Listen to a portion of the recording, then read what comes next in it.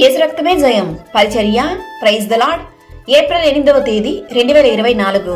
ఈరోజు దేవుని వాక్యము, తన్ను ఆశ్రయించు వారి ఎడల యెహోవా దయాళుడు, తన్ను వెదకు వారి ఎడల ఆయన దయచూపువాడు. విలాప వాక్యములు 3వ అధ్యాయం 25వ వాక్యము. సైన్యములకు అధిపతియగు యెహోవా పరిశుద్ధుడు పరిశుద్ధుడు పరిశుద్ధుడు. ఇశ్రాయేలీయులతో యెహోవా సెలవిచ్చినదేమనగా, నన్నాశ్రయించుడి, నన్నాశ్రయించిన ఎడల మీరు బ్రతుకుదురు అని. యెహోవా తన ప్రజలను ఎడబాయువాడు కాడు, తన స్వాస్థ్యమును విడనాడువాడు కాడు. యెహోవా దయాళుడు, ఆయన ఒక్కడే మహా ఆశ్చర్య కార్యములు చేయువాడు. యెహోవాను ఆశ్రయించుడి, ఆయన బలమును ఆశ్రయించుడి, ఆయన సన్నిధి నిత్యము వెదకుడి.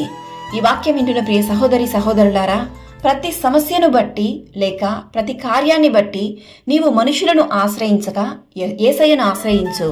ఆయనే నీకు సహాయము దయచేయును, నీ మానసిక స్థితిని మార్చును, ఆత్మీయ జీవితంలో ఇంకనూ నిన్ను పరిశుద్ధపరచును. అనారోగ్య సమస్యలు, ఆర్థిక ఇబ్బందులు, కుటుంబంలో సమాధానం లేకపోవుట, ఉద్యోగంలో సమస్యలు, సంఘాలలో సాతాను ప్రభావం, చేతబడులు, ఇలా ఏదైనాను నీవు యెహోవాను ఆశ్రయించుము. ఆయన దయచూపువాడు, ఆయన నిన్ను సిగ్గుపరచనివ్వడు, నీపై దయ చూపించి నిన్ను ఆశీర్వదించి దీవించును.